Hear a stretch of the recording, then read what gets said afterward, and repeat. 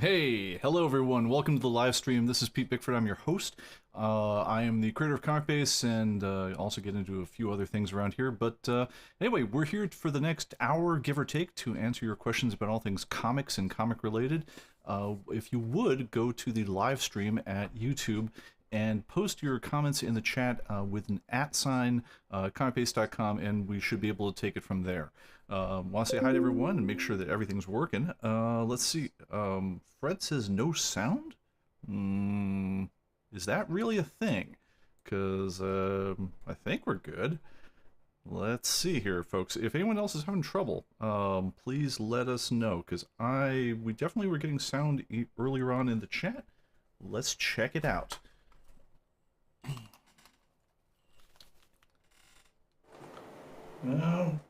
We should be good. Yeah, no, sound is good, guys. This is you, Fred. I don't know, guys. You're just messing with me now.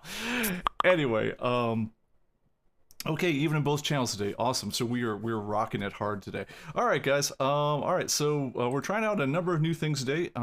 Be gentle.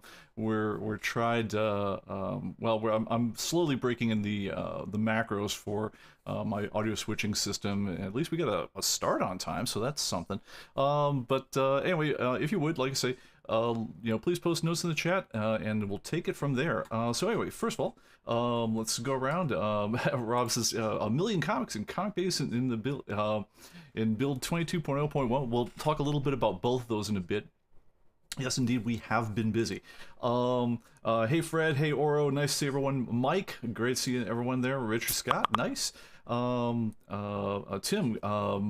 hail, and also hail to Greg, our mod, who's there to keep the inevitable spammers at bay as we go. So watch out for the wrenchman. Andre, nice to see you, man. And so I think we're about ready to rock on the whole thing. And Jet City Comics, thank you for joining us. Mike and Ed, right? Excellent. I think we're good to go. So anyway, the big news today. Obviously, nothing in the world is happening whatsoever. So really slow news week. So I'm really glad to at least announce that there's something going on. That we reached 1 million comic books after all these, after all these years. We started ComicBase almost 30 years ago. And if you guys know the basic story of it, we had 298 titles in ComicBase to go with. Sorry, I'm just gonna disconnect the headphones here because I don't want to hear the little tinny echo of my own self coming back to me. But yeah, we had 297 titles on 6 floppy disks, compressed for the Macintosh back in the day. We were going to have 298, but Tarzan from Marvel did not quite fit. We couldn't get the graphic to fit on the what it was, like 800K floppy disks or whatever. I think they were 1.4 megabyte floppy disks. We couldn't quite get that guy on there even with compression. So we had to drop it at the last minute. There were, I believe, just about 20,000 issues in ComicBase at the time, but all the titles did ship at that point with a small, and I do mean small. It was about 500 pixels tall. I think 387 pixels tall cover, because it was the maximum amount you could fit on a Mac SE. It required the color quick draw ROM, so that was our nod to modernity in 1992 when we shipped our first copy of ComicBase. Since then, obviously, we've been kind of busy. We had thought that we had nearly all the comic books in the world cataloged at that point. We had been profoundly wrong for 30 years. I'm probably going to say some things today that I will look back on and be profoundly wrong about, and so we can keep this podcast for future amusement. But yeah, I think we finally, after all these years, hit the last big milestone in terms of how many comic books are in the database. Because as Penn and Teller brilliantly showed in a episode of their BS series, the human mind has a really hard time dealing with numbers. We kind of understand 1, 2, a few, a bunch, a whole bunch, and they were showing it with different levels of M&Ms in bowls, and once you get past the number after a whole bunch would be like a metric buttload worth. Once you get past that, all the big numbers sound alike, and so it doesn't really sound much different to say, hey, we have 800,000 of something, as opposed to we have 900,000 of something, because when your mind tries to wrap yourself around it, it just comes down to, that's a lot. I can't really picture that much.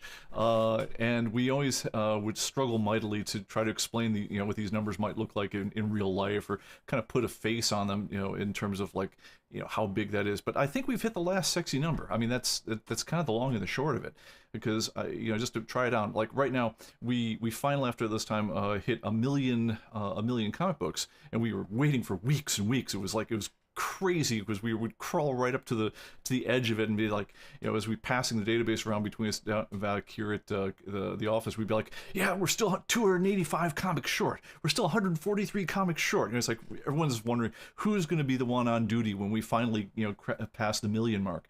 But we're now at like 1,003,000, which is even hard to say. It's 1.003 million now. The last 3,000 essentially added nothing to the argument.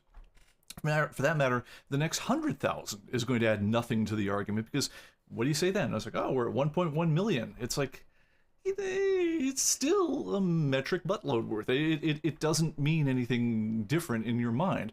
So I think million's it. So enjoy it. I think 2 million is probably better, but I'm pretty sure there have never been 2 million comic books made on the planet.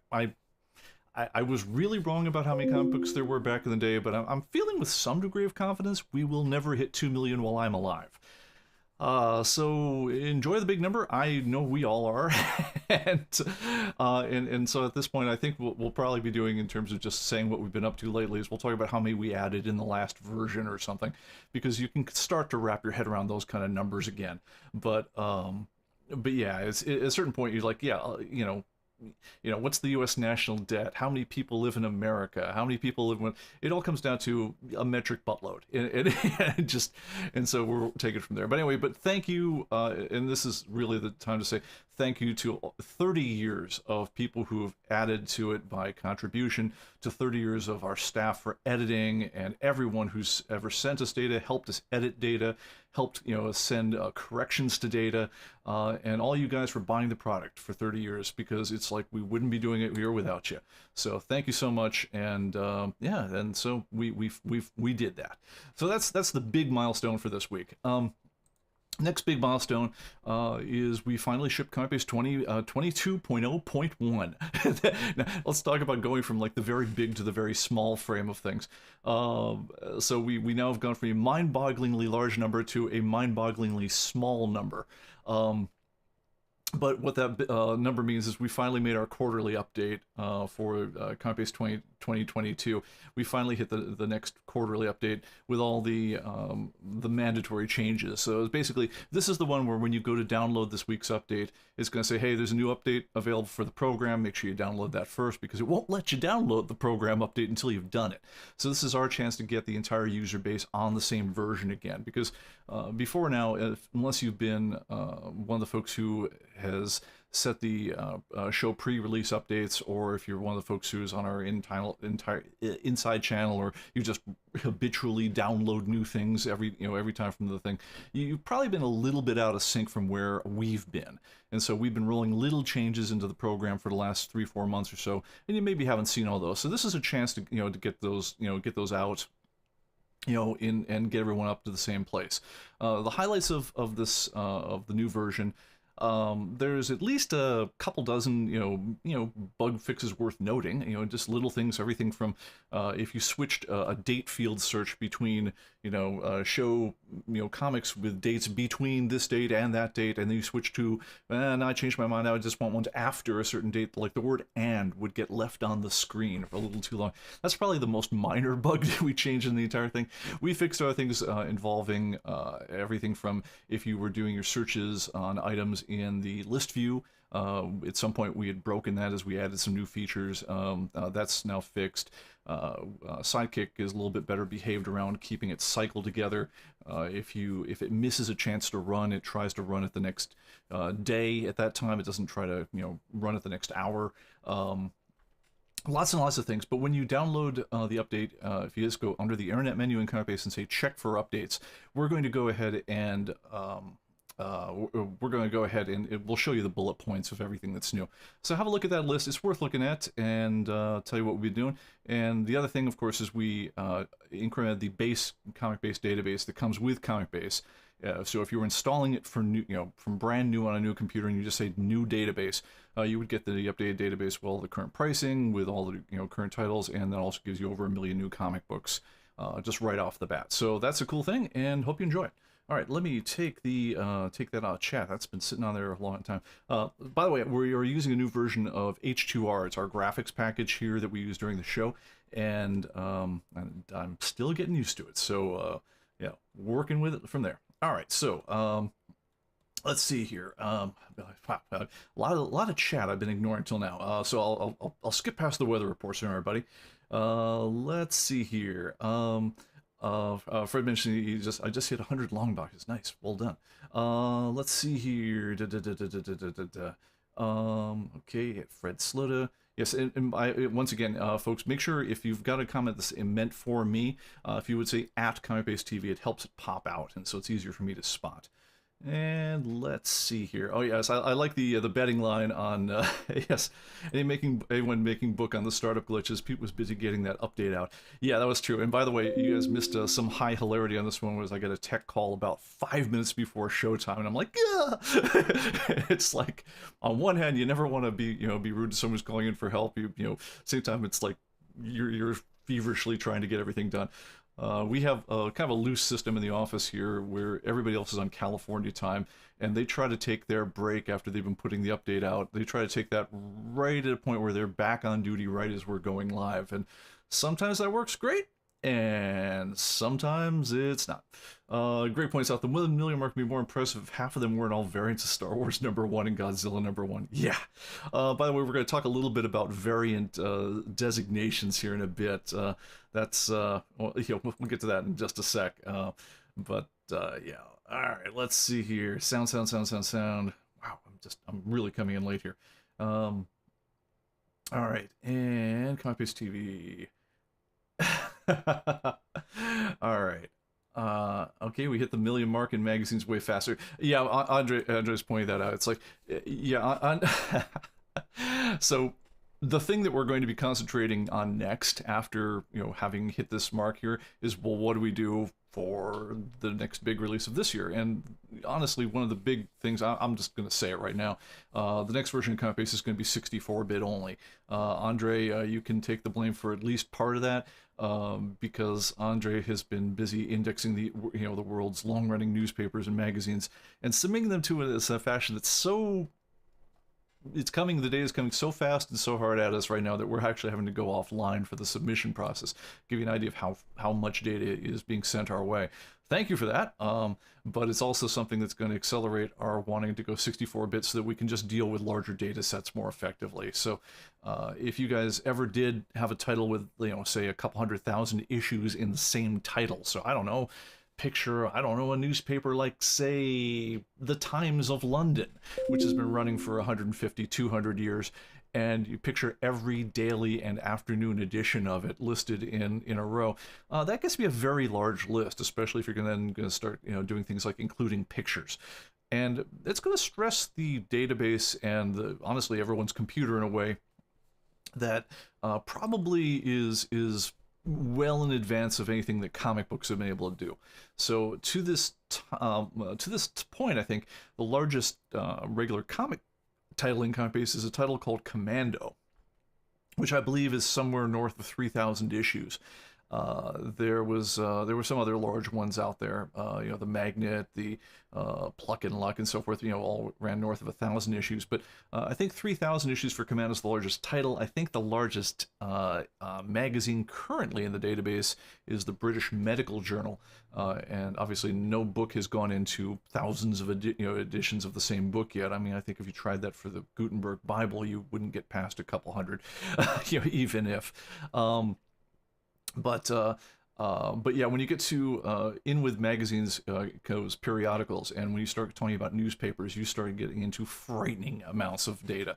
So we already have things like Time and Life and and other things like that, which are regularly running north of several thousand. People magazines and their TV guides, so forth. So if you load up those titles, you'll notice it gets a little clunky if you've got your grid settings to try to display all of them at once. But you will actually get to a point, I'm pretty sure, if we load up enough data in these things that you would just blow memory if it's still a 32-bit application at that point. 32-bit application, for layman's terms, basically means that your computer can access memory up to 2 to the 31st power. For some reason, it doesn't use the 32nd bit, it uses it for other things, which gives you a number that's about 2 gigabytes of usable memory is how much any given application can use. Now that's the theoretical max that thing can use. In reality, there's some other things that shave into it a little bit, but you'll actually start blowing up memory if there's anything you want to do on the computer that uses more than about 2 gigs of RAM. And I'm gonna go out on a limb and say if I try to display in a single list 100,000 images and data from the London Times, I have the feeling that that there's a very good chance it will blow memory. At the very least, it's going to be dang slow. So we're going to do our best to make the program so that it doesn't have that problem. The main challenge for us in getting there is we need to make it so that there's no, it's called 32-bit code left in ComicBase, and the main source of 30-bit code for us is all the routines that allow us to deal with ComicBase 2017 databases. So before we switched to SQLite with ComicBase 2020, we used an older technology from Microsoft called JET, Joint something, I don't know. It stood for something cool. I think they just liked it because the acronym spelled JET. But anyway, I'll bet you, and as I'm saying this right now, I'll bet you someone's going to put in the chat exactly what JET stood for, because it is an acronym. But anyway, what it basically is known for is that's the database that's behind Access, Microsoft Access. We liked it initially because, first of all, it had a 2 gig limit, but hey, 2 gigs was tons for any database that we were ever envisioning back when we had 287 titles and 20,000 issues, way more than anyone would ever need. So of course that's not a problem. But by the time 2017 rolled around, we were fighting that 2 gig limit tooth and nail, especially come update time. And if you're using one of the older versions of ComicBase, you are used to the idea that you always had to compact the database routinely, and especially after updates. Otherwise, it would bounce right into that 2 gig file size limit, and it would and it couldn't write any more data until that had been flushed out.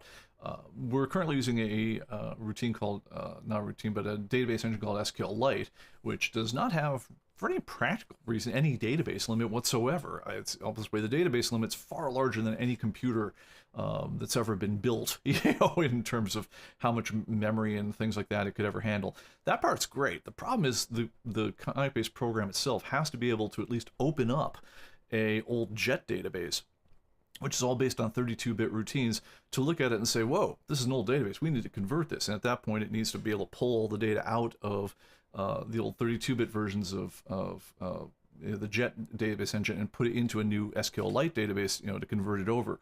We're going to have to take all that code, move it out to a separate conversion program, and then take only the pure, unadulterated, 64-bit code and make that the basis of the new ComicBase, to come.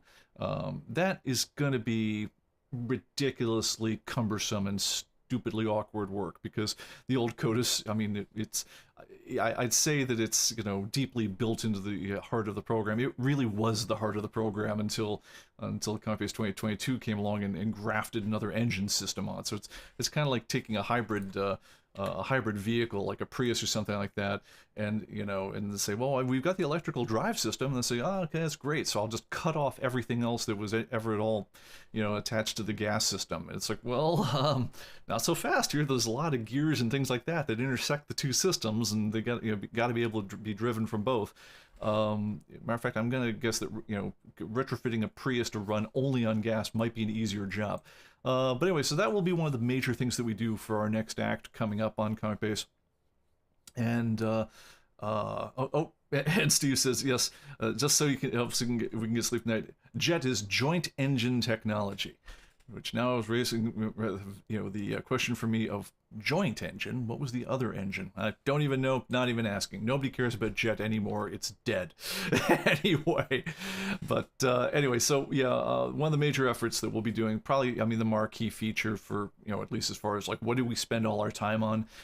for the next 6, to however many months we converted ComicBase to be full 64-bit. So that's going to be the main thing. There will be other features. We'll discuss some of them as we get a little closer to ship time, but we're actually going to be starting the effort to go to the next major version of ComicBase sooner rather than later, because we know it's going to be a lot of work, and we want to make sure that we're in good shape. Plus, honestly, I don't want to be riding Black Friday as hard as we've been riding it these last couple of years. We've already hit the big sexy content deadline, and so we don't have anything to prove on that score as far as that goes. I mean, we will be adding lots more, but I want to be adding to the plumbing of ComicBase primarily, and the whole thing.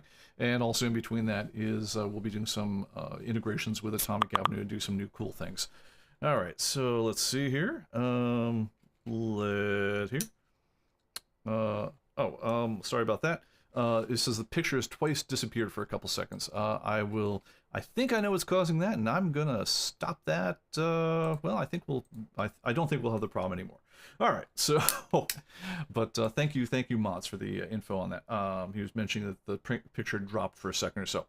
All right, so let's see what we're doing here. Which Compass TV. Andre points out Commando is up to 5,500 issues now. Good grief. Commando is actually, if you guys ever want to look at it, I'm going to go ahead and pull it up on the other monitor here. I'm actually kind of strangely, I'm not going to say nostalgic, but I quite like Commando as a title. It's a really good old-fashioned British adventure, boys' adventure mag. Typically you have, this is your typical cover. They had a lot of painted covers. A lot of the illustrative work was one of our writers, Rob Salkowitz. I believe he's currently writing for Forbes these days. His favorite adjective was workmanlike. In other words, it got the job done. It wasn't a lot of unnecessary flash either in the storytelling or the artwork.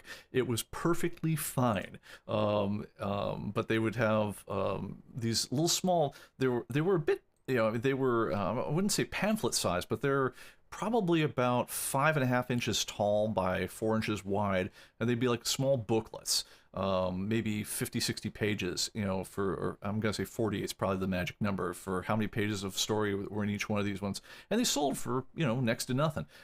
They would come out several times a week. I think there were like 3 a week published since 1961, and so that's why the issue count is so obscenely high. Anyway, yeah, worth checking out if you guys are ever in a position. It was put out by a company called DC Thompson. Even when I'm over in Britain, they are ridiculously hard to find. The only place I've ever been able to find them is not comic shops at all, but like train stations. But if you ever get them, somebody actually bought virtually every. I used to have hundreds and hundreds of them. I bought some guy's collection out from him at one point, and every single one of them got bought from me, with the exception of I think about 5 or 6 of them. But yeah, worth checking out if you guys are ever curious about that sort of thing. All right, so let's see here. And Andre says, if you please, I will take the blame for the 64-bit new version. Yes, I know. But I know I'm not the only one wanting it. Yes, no, that's absolutely true. It's just, Andre, I'm going to say you've accelerated things in a way, because this the sort of thing that we probably could have blown off pretty easily, except if we're going to be gifted with someone handing us as much data as you've handed us, we would be idiots to turn you down. So all that means is that we're going to have to step up and make that all happen. All right, so other things that we're going on. I want to talk a little bit about item descriptions. There's some questions that have come up around that. And also some questions about variants. And if you guys have anything else you want us to talk about, please post it in the chat and we'll take it from there. First thing up, item descriptions. So a question came up, and let's go ahead and go to a title. Let's go to, say, Vampirella, and let me turn on the key over here. Does that work? Nope, I'm not seeing myself here. Okay, hang on just a moment. Coming up over to my show keys. Yeah, see, I knew this is the sort of thing where if I didn't practice ahead of time, I'd be like, what? What's going on? All right, well, we'll leave the picture-in-picture out of things for the moment. But anyway, but let's go to a title like let's what one have we not beat up yet? Deceased. Let's do Deceased. All right, this is a a wonderful new modern title with 10 million variants for every single bloody thing. So yes, here's Deceased, issue number 1 of this not particularly notable DC series. Ran 43 variants of the first issue alone, and that's not even counting the multiple printings.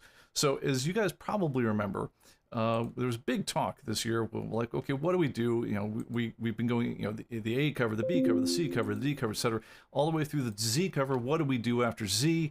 And the question came up, well, where do you go from there? And already we'd had the example of Godzilla and Batman the Dark Knight and several others where they had run not just more than 26 variants, but they'd run hundreds of variants, or 150 variants, or close to 150 variants. So we thought, well, whatever scheme we choose for dealing with this one, we got to make sure that it doesn't have a cap, because there's no stopping them now. I mean, they're not slowing down the variant craze at all. So we've got to we've got to deal with something that we can extend indefinitely. So, and then we decided, okay, after Z comes V27, then V28, then V29, etc. And we can add, we added numbers all the way through 150 to start with, but we can keep that going as long as there are numbers, and they will sort the way they need to sort, because, well, there's no end to numbers, or at least not to integers. So anyway, so that's how we decided to go with it. Now, belatedly, DC Comics has gotten into the game, and they chose a slightly different tack on the whole thing, and I'm not gonna say it's great. They've decided, because they also need to track what do they do when people solicit more than 25 variants of a given comic book. I guess you could have a regular issue and then 26 variants. But they decided, okay, what we'll do is everything's the Z variant, but we'll just add another variant, a letter to it. So now it's the ZA variant, the ZB variant, the ZC variant, the ZD variant, and they're showing that down by the barcode area of the comic book. So I'm not sure if I've got one I could pop up right now, but the idea is that right down here at the bottom it'd be where they would label, okay, well, this is the ZD variant, and they would put it in text right above the rest of the barcode. Now, this is I understand where they're going from. We consider it ourselves. It could be thought of as that sort of like the Excel way of numbering things that go beyond the 26th row. You get into the A cell, the B cell, the D cell, but then you got the AA, the AB, the D. What do you do after ZZ? And the answer is, I don't think they know. But I mean, I think the worst part is it's inevitable they find out, because DC will probably be amongst the folks who solicit the variants that come with the jillionth cover of the whole thing. So anyway, that's a thing that's happening. What we're going to be doing on that is we're going to stick with our numbering on that one. We're not going to be adopting theirs. It's just going to be the Dynamite titles are the ones that have the ZA variants. Sorry, getting that from another source here. Yeah, they're going to be definitely going beyond ZZ. It's bound to happen. At which point they'll come up with something, and we'll just be merrily numbering those along as version 56, 57, 58, etc. All the way till you get to the end. We'll probably in the item description note, though, that the publisher variant is the ZA variant, or like it's the Dynamite ZA variant, and we'll just call it version 27. So anyway, that's what we're going to be doing on the whole thing. I don't think we've seen the end of variants, variants, or even just stupid numbers of variants, not by a long shot. So yeah, that's a thing. Don't be surprised when you see that coming. All right, other things going on. Let's see here. ComicBase TV, just so you can get. Okay, so we got that one on here. Sorry, I'm going to. Sorry, the new software here is not. Okay, now it's auto scrolling. Awesome. And Mike sees. Yeah, I get the process. Is how I do my boxes. After Z, there's AAA. Yeah, I don't know, man. For what's worth, I've got 297 comic boxes myself, and I put a little number at the bottom right-hand corner of each one of them, and that's how I go. But anyway, guys, however you do it, do whatever works for you. All right, other things that are going on. Let's talk a little bit about item descriptions and how they get updated, because this has come up. People had some good questions about that this week, and it is worth going into. So when we go and we decide that something is going to be the version 34 of this one, which in this case, this was, let me go ahead and pull it up here. This was the Bulletproof Comics Virgin variant cover by David Finch. All right. Anyway, typically we will go, and when we know a comic book is on the way, when it actually gets solicited by the through the publishing chain, we will automatically auto designate all the variants that get pushed out through that. So if there's a regular cover, it's going to be the issue number 1 or the issue number 2. If it's nothing but variants, it'll be 1A, 1B, 1C, 1D, etc. Until you run out of letters, in which case it's V27, V28, V29, etc. We're going to start by using whatever the publishers give us, but typically the publishers will give you the first bunch. In Dynamite's case, up to say is the ZD covers, that'd be number 30, and after that you will find out that as they go to shows, as they do special signings with CGC or with other co-promoters and things like that, you'll see that they will slowly add to the number of variants, because there's no limiting principles to when you could do this. Nothing says you have to do a variant at the time of the original issue is published. You can come back 10 years later and say, and here's the 10th anniversary special limited 50 variant edition cover of blah blah blah. There's nothing saying that there's a stopping point. So typically what you'll see is the other variants will leak out over time, and we'll just add them as we go. Now, one thing we've created in the last go around, along with just the numbering scheme over here, is that once we put an item number out, we never change it.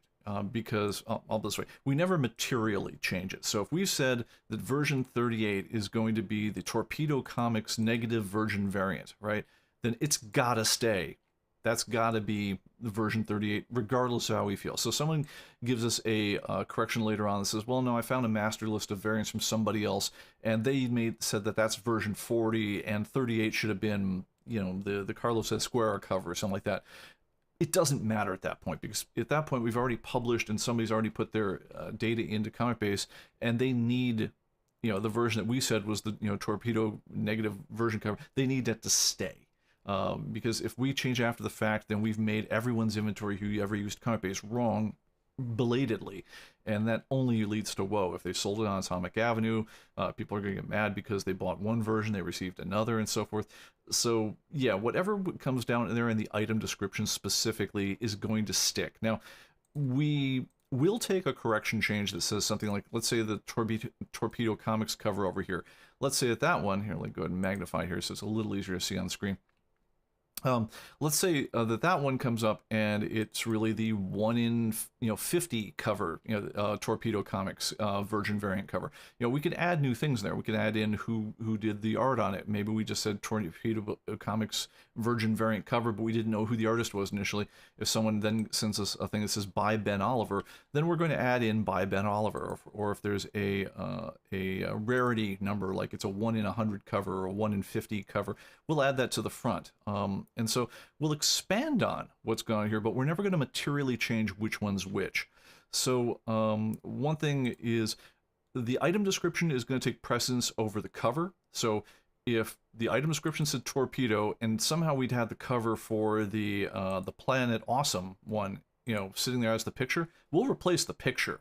Because this is the thing, everyone, no matter what version of ComicBase they're going from, whether they're reading it on a list or just viewing it down a grid, this is the part that you're guaranteed that they're going to read. You don't always have you can't count on everyone having seen the picture. So we're going to bring the picture into line with the item description, not the reverse.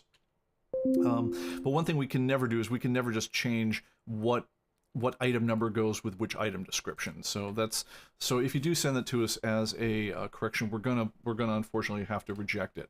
So, and like I say, that's just there to keep people's inventories from getting scrambled. Now, the question then comes up is, first of all, it's like, well, hey, it's my database, I should be able to control it, so how do I do that? And where that stuff is controlled is when you go and you're pulling down an update. Let me go ahead and check for updates here. And it's collecting the database information. Okay. And I'm going to say yes, go ahead and re-download the latest update. Okay. When you're looking down here, you see this allow corrections to existing. I believe it's one of these guys at the top here. I forget which one. It's sorry, I should have looked this up ahead of the show, but it's associated with one of these guys here. Is like, if you allow us to correct that item information, then we will also take that as your blessing to correct other incidental information. I believe it might be the creator credits is the bit that we associate with the item description. Item description was a new field, and we didn't update this dialogue to match it. Series info is for the title as a whole. It's not, so that would tell you about what deceased is about. It doesn't affect what, deceased 1/version 37 is. So if you turn off all these, then we won't update your item descriptions. I would like to suggest that's probably a bad idea. Because you really do want to be on the same page as us about what variant is what. It can only lead to woe, because we may have to go out there initially. It might be that the only information we've got coming in is that we have version A, version B, version C, version D and sometimes they'll say like version D artist cover is the really unhelpful way that the publishers will put out some of this information when they go to solicit it from the publisher. Version D artist cover tells you nothing other than there was a D cover and it was by somebody. Later on, we'll find out, they'll actually go on record because they'll get closer to the ship date and they'll say, oh, well, that'll be the Perillo cover, in which case we'll say, great. And then the version D cover becomes the version D Perillo cover, or it'd be the negative version, or the negative incentive Perillo cover, or whatever else. But we'll add to that as we go. You do want to allow us to make those kinds of changes. It kind of shoots you in the foot, in the foot if you don't allow us to add to that stuff, because we have to go to press with limited information, but the information gets better as we go. If you do want to maintain your own data on a particular cover, the place to do it is not the item description field, because that was created specifically to allow us to make changes. Do your own notes on what a cover is all about if you want to. Something you want us to never change, do that in the notes field, because the rule on the notes field is we're never going to, if we've got a note that's different than your note, what happens when you download an update is you get both notes. So if you'd said something like, this is in box 23 and it's the really shiny Perillo cover, and you put that in the notes field, we're never going to overwrite that data, even if our official note says something like, and it's the first appearance of Mighty Guy. What'll happen after the update is you'll get first appearance of Mighty Guy in box 23, really shiny Perillo cover. You'll get it all, right? The reason we tried to move some of this cover stuff out of notes is because we didn't want, as people, add more information, and it starts out as cover D, and that becomes artist cover D, and that becomes Perillo cover D, or variant cover by Perillo. We didn't want to have a note field that just kept growing and growing and growing with all that stuff. We wanted a field that we controlled that allows us to give one description of what the comic is, and that wouldn't just stack forever. But if you do have data that you do want to preserve no matter what, put it in notes would be my suggestion. If you do feel like it's key to the item description, best thing to do on that is go ahead and put it in the item description, but then immediately submit it to us. So come on over here as soon as you've added that, this is let's say this is the 1 in 100 bulletproof cover, the 1 in 100 bulletproof comics cover. Go ahead and click that in your item description, right? Highlight the whole line, right click it, and then say submit new or corrected data.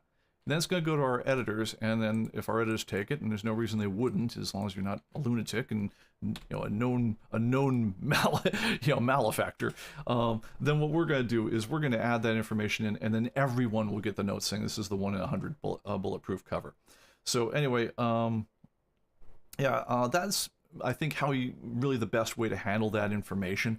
So do that and we'll take it from there. All right, so got some other comments here. Let me see what we got here. All right, wow, a lot of scrolling going on. Numbered the lids. All right. Okay. Agent of Camp asks, why have artists a name in the description when it's listed under cover artist? Great question. Two things. One is it identifies, really, the thing about the item number field is identifying what the, the item description field is identifying what the item number is designating, right? So, Perillo might have done 5 different covers, right? So, just simply saying Perillo cover, it doesn't tell you which of those covers he necessarily did. If he did if they're all different scenes, if they're all, some are virgins, some are risque, some of them are whatever else. The artist by himself isn't sufficient to tell you which one's which, because it's not a one-to-one relationship for the cover. So the item description really is to tell you, hey, this is what that is all about. And honestly, you do need to say more, if there is a chance that he's going to do more than one cover, you do need to say how those covers are different from each other. And the other thing is just as a matter of visibility is, if I'm looking down an item number, it's, on, say, Atomic Avenue or on a label or something like that, it's always going to show the item description, so you'll always know what the official marker of this, if I print a label, the official marker of this comic book is. So, I mean, if I go down to Deceased and I say, oh, look, I've got a copy of Deceased 1 version 34. Nobody knows what cover you're talking about. On the other hand, if you say, oh yeah, I've got a copy of Deceased 1 version 34, it's the Perillo cover with, or the Negative Incentive Torpedo Comics cover, then at least I have some hope of, having a conversation with someone or saying, oh yeah, it's the one I want to sell to you, that's the one I want to buy, and so forth. So it is fundamental to the idea of the whole thing in a way that just, the creator fields like cover artists just by themselves typically aren't. All right, let's see how else what we got here. Ed asks, how about the grading notes field? Can we use it for our own notes also? Any other fields that we can use without fear of losing our data? We were never going to touch your grading notes. We're never going to touch your condition. We will never touch your custom fields. Anything that's unique to you is not subject to being corrected, no matter what you do with those correction fields. So, things like your cost. We don't know your cost. We will never presume to know your cost, and so we're never going to touch it. So, those fields are not, subject to discussion. The only fields that we're ever going to try to touch during an update, and again, that's with permission. And we do incent you to give us permission. You'll notice that there's a little guide that when you start ComicBase these days, it kind of says, hey, is it cool with you if we're allowed to make corrections to the following fields? And it kind of steps you through that one, because we really do want you to check those fields, because in general it's going to lead to more happiness in life, because it allows us to add and fix mistakes. The thing you never want to do though is you never want to put data that you care about that might get overwritten in those fields. So or at the very least you want to know what you're talking about when you do it. So it's anything that's custom to you. If you're using the pro versions, use the custom field. If you're using any version of ComicBase, the notes is always fair game for you. And obviously any of the fields that are just personal, like condition. If we create a new entry in the database, it's always going to be near mint or whatever the equivalent is for that database. If you say I've got a copy that's in fair condition, we're never touching that. I will update the other data of that issue, but we won't change your condition, because again, what would we know about the condition you've got? All right, let's see here. And some other good examples of that one. Okay. I'm trying to make sure I don't lose anything on this one here. My goodness, lots of conversation. All right, so, all right. Item numbers, track boxes, think of the point of the variance cover artists. Okay. Fred says, item descriptions added at Atomic Avenue when the field was added. Cover artist should have been when it was created, should be added now. The point of adding the field of the database, put that important information in its own place. Yeah, I mean, it's partially cover artist, but not, cover artist isn't the whole story on that one, because again, you could, Lucio Perillo could have done 5 different covers, and you just basically need to say, what is it you're trying to buy here when you're on Atomic Avenue? That's what we're trying to do. All right, Aged Camp says, I submitted a title that had a lot of variants called Starblades. I think it was approved, but did I do the item description correctly? Don't know. Anyway, the person to talk to about any of this stuff, by the way, if you want to get into the details on it, is if you just send a note to support@comicbase.com, and they'll give you the official readout on stuff like that. you know, at this point, you guys have been sending us so many corrections to us and so many submissions to us of late that you know, a lot of us will dip our hands into it from time to time. But I'm typically not the guy who is going to be processing your corrections. But if you send a note to support@comicbase.com, they'll let you know. You know, they'll answer questions about formatting. And also, if this is the sort of thing that interests you at all, we do have in our Slack group, if you're interested in joining kind of like the behind the scenes review on this stuff, there's a ComicBase content channel where we have discussions about, you know, for all the different, you know, versions of you know, all different permutations you could throw into a variant description. You know, what's the best way to go about that? That's actually an evolving discussion at this very moment. But if that sort of thing is deeply interesting to you, and you want to see how the sausage is made, send a note to me, pbickford@humancomputing.com. I believe I've got the ability to pop that up. Let's see if I go over to here. Is this going to do it? No, the macros are set to the wrong one. I'll go ahead and do it using the old-fashioned way. Let me pull up H2R graphics here. I can make this happen.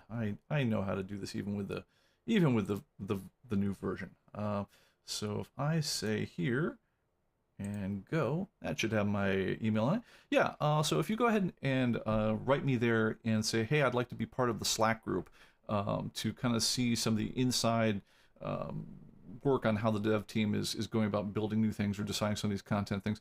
You know, if you feel like it'd be productive for you and you can contribute, absolutely send me a note and I'll get you added. All right, so that is that. And I think that should take it away. Hey, that actually worked. Awesome. All right. All right, so yeah, I meant for you to pull it up on your end to see it. I don't know. Anyway, yes, for instance, ComicBase sausage, is that available on the store? No. At one point we sold t-shirts, but no, we do not sell ComicBase food products. We don't have a commercial kitchen here. All right, so let's see here.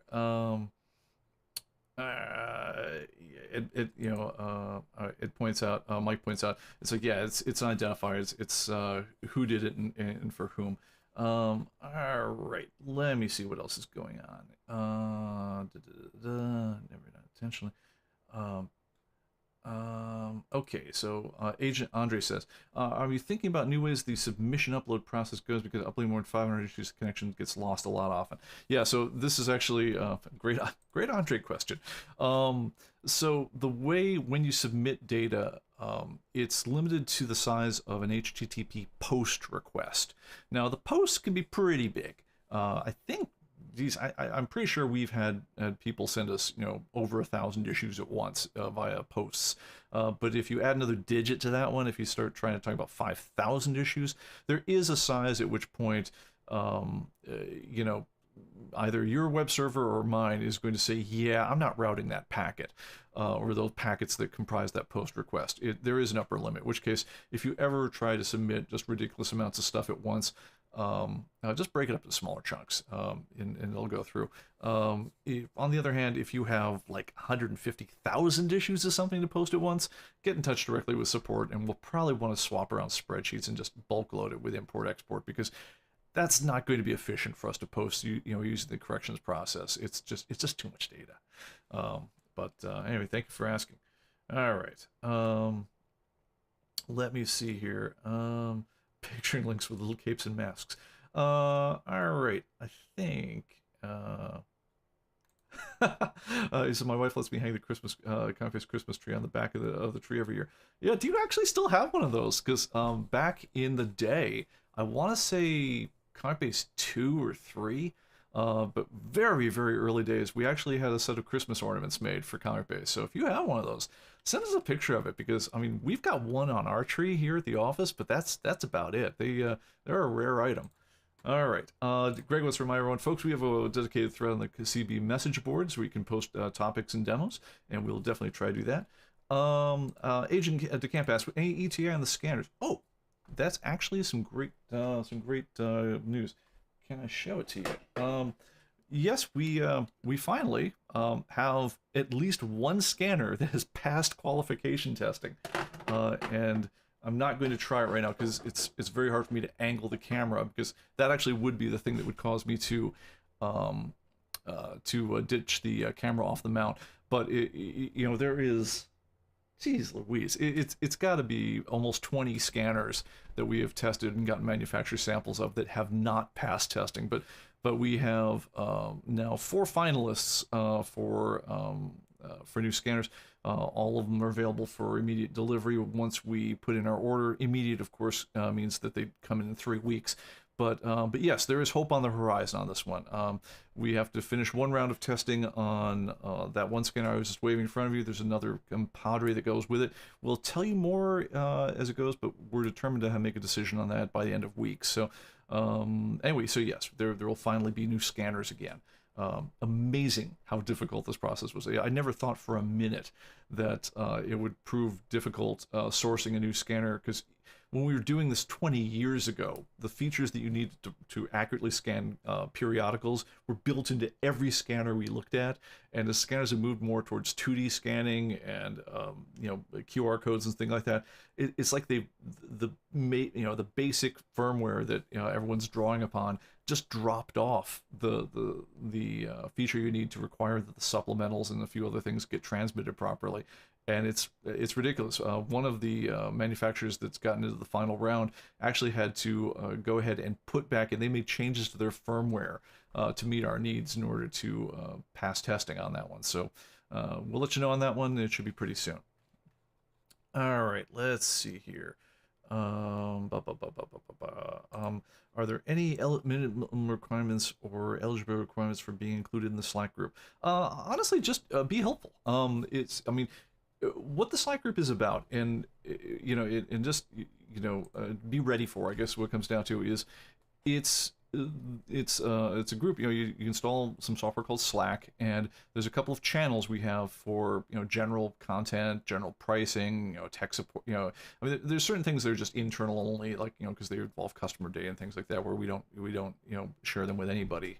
But the main one right now is there's a channel dedicated towards what should be in the next issues with the preliminary builds that we're working on. Any features that we're thinking of for the next versions of everything. And it lets us get a discussion going with folks who aren't necessarily just inside the company. Because if you guys have been in any closed group, you'll know that any closed group will start developing kind of groupthink. Where you all kind of see things the same way. And it's hard to get outside your own bubble and see, well, wait a minute, if we looked at this a different way, it might lead to a much better result. So that's what it's really there for, as well as just the more people can add to the effort, the better the outcome's generally been. So starting about 3 years ago, when we were still working on ComicBase 2020, we added the ability, because we knew 2020 was going to be a hard release, because we're changing everything about the program, making it built on a new database engine, new language, new everything. It was a complete rewrite of the whole thing, and we had to we needed to get a lot of early testing on it, or it was going to just be a disaster if we shipped it as if it was just a normal upgrade. So we opened up the ability for folks who aren't part of our regular dev team to get early builds and get early releases and really take part in the discussion before we shipped. So if you think that's something that you can contribute to, happy to shoot you an invite. If you feel like, dude, I don't want to get involved with that, just let me know when it's done. At that point, then don't worry about it. We'll certainly post. We're pretty candid on the live stream, about what's going on, and we'll certainly give you enough things that you can look at as we go along on the whole thing. We've been in sort of it's called a continuous release cycle ever since ComicBase 2020. So that anytime we push a build out for anybody, if you just went down in ComicBase and said download latest, you would get a build that was more recent than the one that was out there 2 days ago, with just whatever we've been working on lately. And that way I've done it before, but I'll show you exactly how to get that sent to you automatically. Go up here under Setup, go to Preferences, and you pull it over to the screen here, and if you say check for updates every time you open the database, but more importantly, check for interim updates. If you have that done, every time you launch ComicBase, you'll see, is there a new update that hasn't been one of the forced updates put out there? And so you can see all the little builds that we've got going on. But if you also like getting involved in the chit chat of just being part of the discussion and building the new thing, yeah, go ahead and drop me a note and I'll add you to the Slack. If you don't find that if it's too much for you or it's not useful, just let me know and we'll drop you. It's no offense. I mean, you're doing us a favor by taking part, but if you are part of it, do take part. So I think that's about it. Let's see here. Just checking ComicBase sausage. Now available in both mild mannered and hot and spicy romance flavors. Yeah, not going there. All right. Greg says, when will we get the Atomic Avenue rocket ship ornaments? Man, a bunch of years ago, I want to say 6, 7 years ago, there was an inflatable ComicBase rocket ship you could get if you were at San Diego. We had there was several hundred of those we had made. It might have been like 1,000 or so, but they were unique to that show, and some people still have them.